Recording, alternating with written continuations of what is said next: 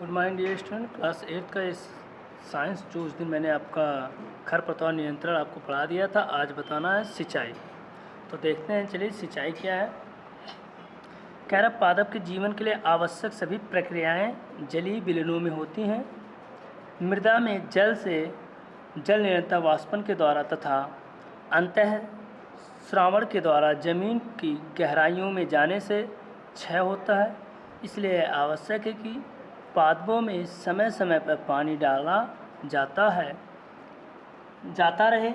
खेतों में पौधों को पानी देने की प्रक्रिया सिंचाई कहलाती है। तो सिंचाई का परिभाषा पूछा जाए तो क्या कहेंगे, यहाँ से आप राइट कर लेंगे, खेतों में पौधों को पानी देने की प्रक्रिया सिंचाई कहलाती है। तो यदि कोई पूछे सिंचाई क्या है तो आप क्या कहेंगे, खेतों में पौधों को पानी देने की प्रक्रिया सिंचाई कहलाती है। खेतों को अब किस सिंचाई के लिए क्या क्या विधि अपनाई जाती है, कह रहा है खेतों को नहरों तथा जलसाओं अथवा कुआओं या नल कूपों द्वारा जल से सींचा जाता है। मतलब सिंचाई करने के लिए किस स्रोत की प्रयोग किया जाता है, तो नहर से पानी ली जा सकती है। जलसाओं मतलब आपके बहुत ज़्यादा जहाँ जल की भंडार बहुत हो उन्हें कहते हैं जलसाओं, तथा कुओं, बहुत पहले आप देखे होंगे कुओं या नलकूपों द्वारा जल से सींचा जाता है। तो सिंचाई क्या है, खेतों में पौधों को पानी देने की प्रक्रिया सिंचाई कहलाती है। यह पानी कहाँ से मिलता है, मतलब इसका स्रोत क्या है, तो कह रहा नहरों द्वारा, जलसाओं मतलब जहाँ पानी की भंडार बहुत होती है, कुओं तथा नलकूपों द्वारा। ये सब प्रक्रियाएं हमारे क्या है, इन स्रोतों द्वारा पानी मिलती है और उस पानी को हम खेतों में सिंचाई करते हैं। तो क्या है, फसलों को जल की आवश्यकता विशेष समय पर होती हैं। यदि बोए जाने के तुरंत बाद ही तेज़ बारिश हो जाए तो खेत के जलाक्रांत होने के कारण बीज श्वसन नहीं कर पाते हैं और बीज अंकुरित नहीं हो पाते हैं। जब बीज अथवा नवोद्भित पौधे खेत में स्वयं को स्थापित कर लें तब पानी की आपूर्ति की जानी चाहिए। गेहूं की फसल को बोने के बाद पुष्पन के समय तथा कण के बनने के समय आवश्यक रूप से सिंचाई की आवश्यकता होती है।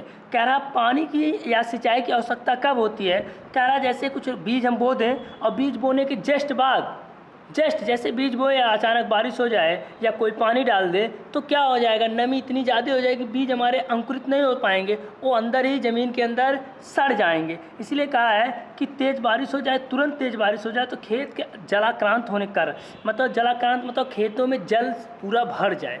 जलाक्रांत मतलब खेत में पूरा जल ही जल हो जाए के कारण बीज श्वसन नहीं कर पाते, मतलब उनको अच्छी तरह श्वसन नहीं मिल पाता, मतलब मिट्टी में उनको ऑक्सीजन नहीं मिल पाता है। ठीक है, तो पौधों को ऑक्सीजन न मिल पाने के कारण वो क्या अंदर ही रह जाते हैं, विकास नहीं कर पाते हैं, बीज अंकुरित नहीं हो पाते। जब बीज अथवा नवोदित पौधे खेत में स्वयं को स्थापित कर लें, कह रहा जब बीज अथवा नवोदित पौधे स्वयं अपने आप बाहर आ जाएं, उसके बाद स्थापित कर ले तब अब पानी की पूर्ति की जानी चाहिए, तब उसे पानी देना चाहिए। कह रहे गेहूं की फसल को बोने के बाद पुष्पन के समय तथा कण के बनने के समय आवश्यक रूप से सिंचाई की आवश्यकता, मतलब जब पौधा बड़ा हो जाता है, कुछ विकास करने लगता है, उनमें फल लगने लगते हैं, फूल लगने लगते हैं, तब हमें उन्हें गेहूँ की सिंचाई में क्यों पानी देना चाहिए। अगला क्या है हमारा, देखिए सिंचाई की आधुनिक विधियाँ। सिंचाई की आधुनिक विधियाँ कौन कौन सी आधुनिक में, विज्ञान को प्रकृति को देखते हुए सिंचाई के नए नए तरीके प्रयोग किए गए। आधुनिक मतलब जो आजकल यूज किया जा रहा है, जो टेक्निकल हम यूज करते हैं। कह रहा पहला है ड्रिल तंत्र। ड्रिप तंत्र क्या है, ड्रिप तंत्र में हम देखते हैं इस विधि में जल बूंद बूंद करके पौधों की जड़ों में गिरता है, इसे ड्रिप तंत्र कहते हैं। क्या बूंद बूंद करके पौधों के जड़ों में गिरता है, जिसे ड्रिप तंत्र कहते हैं। फलदार पौधे बगीचों एवं वृक्षों को पानी देने का यह सर्वोत्तम तरीका है। इसमें पौधों को पूर्ण रूप से बूंद बूंद करके जल मिल जाता है। यह विधि उन भागों में प्रयोग की जाती है जहाँ पर पानी की कमी पाई जाती है। इसमें राजस्थान का क्षेत्र आता है। तो कहने अर्थ है इस मेथड का प्रयोग, ड्रिप मेथड का प्रयोग कहते हैं हम छिड़काव करते हैं। छिड़काव की तरह मतलब हम ऐसे आपको मशीनों द्वारा या एक यंत्र आती है ड्रिप तंत्र जिसको कह रहा है, इस यंत्र का प्रयोग करते हैं तो पानी छिड़क कर गिरता है और वह उनके जड़ों पर जा जाकर गिरता है। ऐसा यह उस प्लेस पर करते हैं जहाँ पे पानी की कमी होती है। जैसे कह रहा है स्थान आता है राजस्थान में पानी की कमी होती है, बहुत कमी होती है, इसलिए वहाँ पर हम ड्रिप तंत्र का प्रयोग करते हैं खेती करना है तो। छिड़काव तंत्र क्या है, देखिए आपको छिड़काव तंत्र यहाँ दिख रहा है। इस विधि का प्रयोग किसान उन भागों में करता है जिन भागों में भूमिगत समतल नहीं होती, ऊंची नीची होती है अर्थात पठारी भाग होते हैं। वहाँ पर जल पंप की सहायता से सिंचाई की जाती है। इसे छिड़काव विधि भी कहते हैं। छिड़काव विधि में क्या है, उसको छिड़का मतलब जहाँ की ज़मीनें खाल ऊंच होती हैं, मतलब पानी चलाने के बाद कहीं ज़्यादा पानी इकट्ठा हो जाएगा, कहीं एकदम पानी चढ़ेगा ही नहीं, ऐसे जगह पर हम छिड़काव तंत्र का प्रयोग करते हैं। या पहाड़ी इलाकों में अधिक किया जाता है, जैसे पठारी भाग कह रहा ऊंची नीची होती है, ज़मीन समतल नहीं होती, ऊंची नीची होती है, तो वहाँ पठारी भाग जैसे अर्थात पठारी भाग होते हैं, वहाँ पर जल पंप की सहायता से सिंचाई की जाती है। इसे छिड़काव विधि भी कहते हैं। फसलों की सुरक्षा, फसलों की विशेष रूप से कड़ बनने के समय पक्षियों व कीटों में से सुरक्षा की आवश्यकता होती है। इसके लिए किसान को प्रतिदिन ध्यान देने की ज़रूरत होती है। देखिए पक्षियों द्वारा अनाज खाने से रोकने के लिए बिजूखा, काग, भगोड़ा द्वारा डराया जा सकता है। बिजूखा एक कीट तथा कृंतक जैसे चूहे, खरगोश ही समान फसल नाशक जीव होते हैं। चूहे दानों को खा जाते हैं तथा जड़ों को नष्ट करते हैं। कीट लार्वा अवस्था में भी पत्तियों को खा जाते हैं। कह रहा कीट जो होते हैं लार्वा अवस्था में भी पत्तियों को खा जाते हैं। जीवाणु तथा विषाणु भी पादपों में रोग पैदा करते हैं। उदाहरण के लिए गेहूं में कीट व कंठ तथा चावल में झुलसा रोग। पीड़क जीवों को मारने में उपयोग किए जाने वाले रसायन पीड़कनाशी कहलाते हैं। पीड़कनाशी क्या है, कह रहा है यहाँ से आप डेफिनेशन दे देंगे। पीड़क जीवों को मारने में उपयोग किए जाने वाले रसायन पीड़कनाशी कहलाते हैं। ठीक है, यदि पीड़कनाशी पूछा जाए पीड़कनाशी क्या है तो कहेंगे पीड़क जीवों को मारने में उपयोग किए जाने वाले रसायन पीड़कनाशी कहलाते हैं। पीड़कनाशी वे रसायन होते हैं जो पीड़क जीवों व उनके अंडों और लार्वा को मार देते हैं लेकिन पादप को नुकसान नहीं पहुंचाते हैं। पीड़कनाशी अधिकतर कीटनाशक ही होते हैं जैसे BHC, बेंजीन, हेक्सोक्लो, DDT, मेलाथियान, पैराथियान आदि ये हमारे पीड़कनाशी हैं के नाम हैं। जैसे GBHC, बेंजीन, हेक्सोलो, DDT, मेलाथियान, पैराथियन आदि। कीटनाशकों का छिड़काव पीड़क जीवों के जीवन चक्र के एक विशेष काल के समय किया जाता है। छिड़काव के समय तथा उसकी मात्रा के बारे में बहुत सावधानियां बरतनी चाहिए, अन्यथा पीड़क जीव उनके लिए प्रतिरोधी बन जाते हैं। पीड़कनाशियों से कुछ हानियां भी हैं। ये उपयोगी जीवों जैसे केचुआ आदि को भी मार देते हैं। ये वायुमंडल को भी प्रदूषित करते हैं। अंततः ये मनुष्य के शरीर में भी पहुंच जाते हैं तथा हानि पहुंचाते हैं। अनाज कणों, फलों तथा सब्जियों पर पीड़कनाशियों की परत बन जाती है, अतः इन्हें उपयोग करने से पहले अच्छी तरह धो लेना चाहिए।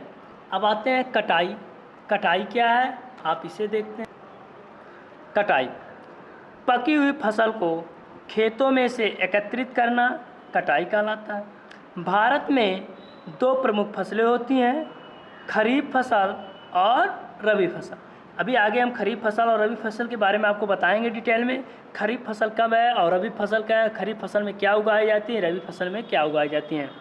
देखिए, खरीफ की फसल को बोने का समय दक्षिण पश्चिम मानसून जून से जुलाई के आरंभ का है, जून से जुलाई के आरंभ का है, क्योंकि इन फसलों की अधिक जल की आवश्यकता होती है। आप समझ सकते हैं, ठीक है। खरीफ फसल जैसे आपका समय आज क्या, इस समय क्या बोया जाता है, आपके चावल, ठीक, अर्थात धान की फसल हमारी खरीफ फसल हो जाए। जैसे चावल, देखिए जैसे चावल मतलब धान की फसल। खरीफ की फसल की कटाई मानसून ऋतु के अंत में सितंबर या अक्टूबर माह में होती है। जब वर्षा की ऋतु खत्म हो जाती है, कटाई मानसून ऋतु के अंत में सितंबर व अक्टूबर माह में होती है। रबी की फसल जाड़े की शुरुआत में बोई जाती है, कि शुरुआत में, जाड़े की शुरुआत में अक्टूबर से दिसंबर तथा मार्च और अप्रैल में काटी जाती हैं। जैसे आपके रबी फसल हो गए, क्या गेहूं की रबी फसल है, चना हो गया, धान, चावल खरीफ फसल। धान कह रहा है खरीफ फसल है, लेकिन अच्छी सिंचाई वाले क्षेत्र में धान को रबी फसल के रूप में भी उगाया जाता है। कह रहा है लेकिन अच्छी सिंचाई वाले क्षेत्र में धान को रबी फसल के रूप में भी उगाया जाता है। मतलब जहाँ हम पर्याप्त मात्रा में जल पाते हैं, जहाँ टाइम टू टाइम पर हम सिंचाई करते हैं, वहाँ पर रबी फसल। जैसे आपके पश्चिम बंगाल साइड में, वहाँ आपको रबी फसल में भी धान उगाई जाती है। जैसे फसलों की भूमि के पास से ही हाथ द्वारा हंसिए की सहायता से अथवा बड़े खेतों को यांत्रिक हार्वेस्टर द्वारा काटा जाता है। कह रहा फसलों की भूमि के पास से ही, मतलब एकदम जड़ से ही नहीं कि बहुत ऊंचा, ऐसे हमारा पौधा है मान लो सपोज, हम इतने ऊपर से ना काट के हम इसको ज़मीन से ही सटा कर काटते हैं, जिससे ज़मीन में बहुत थोड़ा सा आंशिक भाग बचे, बहुत छोटे पौधे बचे। इसलिए कह रहा फसलों को भूमि के हाथ द्वारा हाशिए की सहायता से अथवा बड़े खेतों को यांत्रिक हार्वेस्टर द्वारा काटा जाए। जैसे आपको फिगर में दिखाया, देखिए ज़मीन से बहुत नीचे से काटा जा रहा है, ठीक है। थ्रेसिंग क्या है, हमने बताया थ्रेसिंग क्या है, कटे हुए अनाज में दानों के साथ भूसा या सल्क पत्र भी होता है। भूसे में से अनाज के दानों को अलग करना थ्रेसिंग कहलाता है। थ्रेसिंग क्या है, भूसे से अनाज के दानों को अलग करना थ्रेसिंग। भूसे में से, कह रहा है भूसे में से अनाज के दानों को अलग करना थ्रेसिंग कहलाता है। आप दूसरे लैंग्वेज में कहते हैं डंठल, या उसके टहनियों से, शाखाओं से, अर्थात डंठल से, कह रहा है अनाज को अलग करना भी हमारा थ्रेसिंग कहलाता है।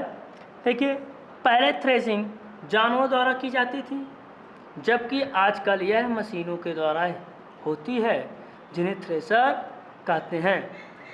यह मोटर चालित मशीन कंबाइन के द्वारा कटाई तथा थ्रेसिंग दोनों हो जाती है। कह रहा है जो कटाई और थ्रेसिंग दोनों किस मशीन द्वारा हो जाती है, तो कंबाइन है। कंबाइनों का प्रयोग बड़े बड़े कृषि फार्मों पर किया जाता है। तने तथा भूसे को छोटे टुकड़ों में काट दिया जाता है। कंबाइन द्वारा उनके तने को छोटे और भूसे को छोटे टुकड़ों में काट दिया जाता है। ओसाना, बीजों तथा भूसों को मिश्रण की ओसाई द्वारा अलग किया जाता है। क्या रहा, बीजों तथा भूसों, यदि बीज और भूस या अनाज और हमारे भूसा एक में मिल जाते हैं, उनको अलग करना ही हम क्या कहते हैं, ओसाना कहते हैं। मान लीजिए हमारा कहीं भूसा है, उसी में हमारा अनाज भी गिर गया है, तो उसको अलग करना हमारा क्या कहलाता है, अनाज और भूसे को अलग करना ही हमारा क्या कहलाता है, ओसाना कहलाता है। कह रहा है मिश्रण की ऊंचाई से नीचे गिराया जाता है। कह रहा है मिश्रण, जो हमारे मिश्रण है कुछ ऊंचाई पर से जब नीचे गिराते हैं तो हवा द्वारा जो भूसे होते हैं हल्के होते हैं, वो दूर जाकर गिरते हैं, और हमारे जो अनाज होते हैं भारी होते हैं भूसे की अपेक्षा। तो क्या होता है, भूसे हमारे दूर जाकर गिरते हैं और अनाज हमारे क्या है, पास में गिरते हैं। देखिए आपको यहाँ दिखाया गया है, क्या है, हवे में थोड़े से ऊंचाई पे गिराया गया है, जिससे हवा चल रहा है। हवा जब चल रहा है तो भूसे को दूर ले जा गिरा रहा है, और अनाज हमारे भूसे से भारी होते हैं, इसलिए अनाज के ढेर एक पास गिरते हैं। तो इसी तरह ओसाना मिश्रण को ऊंचाई से नीचे गिराया जाता है। बीजों का वजन ज़्यादा होता है, इसलिए वे सीधे ज़मीन पर गिरते हैं, जबकि भूसा हल्का होने के कारण हवा द्वारा थोड़ा आगे जाकर गिरता है। इस प्रकार पृथ्वी को गुरुत्वाकर्षण तथा पदार्थों का घनत्व ओसाने की प्रक्रिया में सहायक होते हैं। कह रहा है कौन से ओसाने की प्रक्रिया में कौन सहायक होते हैं, तो हम कहेंगे पृथ्वी का गुरुत्वाकर्षण तथा पदार्थ का घनत्व। तो ओसाने में कौन मदद करते हैं, तो हम कहेंगे पृथ्वी का गुरुत्वाकर्षण तथा पदार्थ का घनत्व ओसाने की प्रक्रिया में सहायता, तो पदार्थ का घनत्व और पृथ्वी का गुरुत्वाकर्षण। तो पॉइंट याद होना चाहिए कि पृथ्वी को ओसाने में कौन सहायक होते हैं, तो हम कहेंगे पृथ्वी का गुरुत्वाकर्षण तथा पदार्थ का घनत्व। पृथ्वी का गुरुत्वाकर्षण क्या होता है, अपने तरफ खींचना। गुरुत्वाकर्षण मतलब किसी पदार्थ को अपने तरफ पृथ्वी क्या कहता है, आकर्षित करती है, उसी को कहते हैं गुरुत्वाकर्षण। मान लीजिए हम कोई चीज़ ऐसे स्वतंत्र रूप से छोड़ दें, देखिए हमारा ये चीज़ हम छोड़ रहे हैं तो क्या नीचे आ रहा है, क्यों नहीं आसमान में टिकता है, क्यों नहीं टिका है, क्योंकि ड्यू टू गुरुत्वाकर्षण। गुरुत्वाकर्षण मतलब अपने तरफ चुंबक की तरह अपने तरफ क्या करता, आकर्षित करता, उसी को कहते हैं गुरुत्वाकर्षण। मतलब किसी पदार्थ को पृथ्वी अपने तरफ आकर्षित है, तो पृथ्वी पे जो भी वस्तुएं हैं सबको वो गुरुत्वाकर्षण के कारण आकर्षित है। हमारा पेन चल रहा है जो घर्षण हो रहा है, और या हमारी हम जो खड़े होते हैं वो भी घर्षण या गुरुत्वाकर्षण के कारण ही खड़े होते हैं। ये तो कोई चीज़ आसमान में हम क्यों नहीं छोड़ते हैं, देखिए आसमान में इसको हम छोड़ दें तो क्यों नहीं छूट रहा, गिर जा रहा नीचे, तो क्यों गिर रहा, ये गुरुत्वाकर्षण के कारण गिर रहा है। और पदार्थ का घनत्व मतलब पदार्थ में कुछ घनत्व होते हैं, इसके कुछ अपने भार होते हैं, ठीक है, इसी कारण ये इनके कुछ भार भी होते हैं। जो हल्के होते हैं वो हवा के द्वारा कुछ दूर जा गिरते हैं, और जो भारी होते हैं वो आपको उसी जगह सीधे ऐसे गिर जाते हैं। तो गुरुत्वाकर्षण क्या कहता है, उनको खींच लेता है, ठीक है। अब आता है अनाज का भंडारण। भूसे को एकत्रित कर चारे के रूप में मवेशियों को खिलाया जाता है। अनाज को सूर्य की धूप में सुखाया जाता है और इसके भंडारण को नमी से दूर किया जाता है। आजकल अनाज को तौलकर बोरियों में भर लिया जाता है। तौलकर मतलब तौलकर, यहाँ तौलकर लिखा मतलब आपको तौलकर वजन करके बोरियों में भर लिया जाता है तथा गोदामों में ले जाया जाता है। अनाज को कीटों, चूहों तथा नमी से बचाया जाता है। नमी तथा आर्द्रता अनाज पर कवकों की वृद्धि में सहायक होते हैं। यदि उसमें नमी है, आर्द्रता है, तो उसमें कवक लग जाते हैं, फंगाई जिसको कहते हैं। और भंडारण करते समय अनाज में उचित मात्रा में कीट प्रतिकर्षी मिला दिए जाने चाहिए। कह रहा भंडारण करते समय अनाज में उचित मात्रा में कीट प्रतिकर्षित मिला दिया जाता है, मतलब कीटों को मारने वाली दवाइयों को डाल दिया जाता है जिससे उस पर कीट आकर्षित ना, उनसे दूर ही रहें। फसल विकास 1951 ईस्वी में भारत की जनसंख्या 35 करोड़ तथा प्रमुख खाद्य का उत्पादन 4.5 करोड़ टन था। सन 2011 में जनसंख्या 125.1 करोड़ तथा प्रमुख खाद्य का उत्पादन 25.04 करोड़ टन था। फसल में यह 21.04 करोड़ टन की वृद्धि निम्नलिखित कारणों के कारण हुई है। किनके कारण आई हुई है, देखिए कह रहा पहला, पादप प्रजनन के द्वारा विकसित की गई कई बीजों की उन्नत किस्मों का प्रयोग किया, मतलब अच्छी वैरायटी का बीजों का प्रयोग करने लगे हैं, इसलिए उनमें जो विकसित होने की संख्या बढ़ गई है।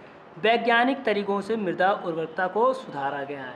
किस तरह से वैज्ञानिक तरीके से, हम टेक्निकल जो हमारे आज के मेथड लगाए जा रहे हैं उन मेथडों का प्रयोग कर रहे हैं, जिससे हमारे मिट्टी का उर्वरकता जो बनी रहती है, जिससे फसल अच्छी होते हैं। पीड़क जीवों तथा खरपतवारों से पादपों की सुरक्षा की गई, मतलब पीड़क जीवों तथा खरपतवारों, मतलब जो खरपतवार होते हैं या पीड़क जीव जो होते हैं पेड़ों को नष्ट कर देते हैं, और खरपतवार होते हैं जो अच्छी तरह उर्वरकता जल पौधों को नहीं मिलते हैं, इनको समाप्त करने के लिए हम क्या पीड़क नाशक दवा और खरपतवार नाशक दवा का प्रयोग करने लगे, जिससे हमारे खरपतवार जो होते हैं, अपशिष्ट खरपतवार होते हैं, जल जाते हैं या समाप्त हो जाते हैं, और पीड़क जीव जो हमारे उसको नुकसान पहुंचाते हैं पेड़ों पौधों को, उनको भी मर जाते हैं, इसलिए हमारी फसल अच्छी बनी रहती है। अगला पादप रोगों पर नियंत्रण किया जाता है। पादप जो रोगों से ग्रसित होते हैं उनके लिए भी रासायनिक छिड़काव किया जाता है, जिससे पादप रोगों पर नियंत्रण किया गया। बेहतर भंडारण सुविधा उपलब्ध कराई गई, बेहतर भंडारण सुविधा भी क्या कराया, उपलब्ध कराया गया, जिससे हमारा उसको अच्छी जगह बेहतर भंडारण सुविधा उपलब्ध कराई गई, मतलब भंडारण को अच्छी जगह रखा गया है जहाँ पर नमी आर्द्रता ना पाई जाए, ठीक है, इसलिए हमारे फसल का विकास अच्छी तरह से होने लगा है। पादप प्रजनन। किसी पादप जात की अनेक किस्में होती हैं। किसी एक किस्म में ही सभी उपयोगी अर्थात वांछित गुण नहीं होते हैं। कोई किस्म मजबूत अर्थात रोगों तथा पीड़कनाशियों के लिए अधिक प्रतिरोधी हो सकती है, जबकि दूसरी बेहतर उपज देने वाली अच्छी उत्पादक हो सकती है।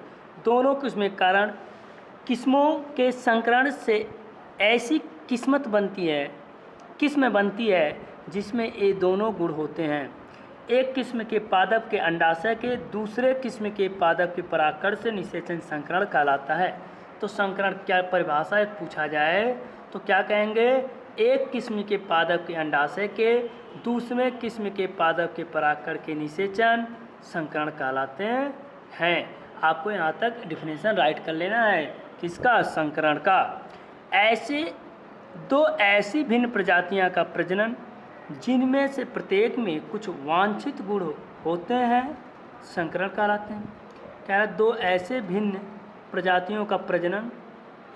भिन्न प्रजातियों का प्रजनन जिनमें से प्रत्येक में कुछ वांछित गुण होते हैं संकरण कहलाता है। उत्पन्न होने वाली नई किस्म को संकर कहते हैं। जो हमारे नई किस्म के पौधे उत्पन्न होते हैं उनको हम क्या कहते हैं, संकर कहते हैं। इनमें दोनों किस्म में से उसके गुण अधिक होते हैं जो अधिक प्रभावी होते हैं। क्या होते हैं, दोनों में से मान लो एक दो लिया गया, एक बहुत प्रबल था, एक उनके डंठल बहुत मोटे हैं, वो डाल मजबूत है, और दूसरा क्या उनमें अच्छी उपज है। दोनों को जब एक साथ संकरण कराया गया, वही दोनों के बीजों को जब एक जगह संकर कराया गया तो हमारा संकरण हुआ, उनसे जो पौधे उत्पन्न हुए संकर कहलाते हैं। ठीक है, तो संकर वाले जो होंगे तो वह पौधा मजबूत भी होगा और अच्छे उत्पादक भी होगा, उसी कह रहा है संकर। संकरण की तरीके पहले ऐसे उचित पादप की चयन किया जाता है जिसमें एक अधिक अवांछित गुण होते हैं। वे पादप जिनमें द्विलिंगी पुष्प होते हैं उनके परागकोश को निकाल दिया जाता है। ऐसे स्वपरागण को रोकने के लिए किया जाता है। यह प्रक्रिया दुर्बलीकरण कहलाती है। फिर कुछ दिनों बाद दूसरे किस्म के पादप के परागकणों को इस परागकोश के विहीन पुष्प पर स्थानांतरित कर दिया जाता है। अब पादप संकर किस्म का हो जाता है। इस प्रक्रिया को जब अनेक बार दोहराया जाता है तो एक उन्नत किस्म प्राप्त होती है जिसे स्टॉक कहते हैं। स्टॉक कहते हैं। स्टॉक में दोनों वांछित गुण अर्थात रोग प्रतिरोधक तथा बेहतर उपज पाए जाते हैं।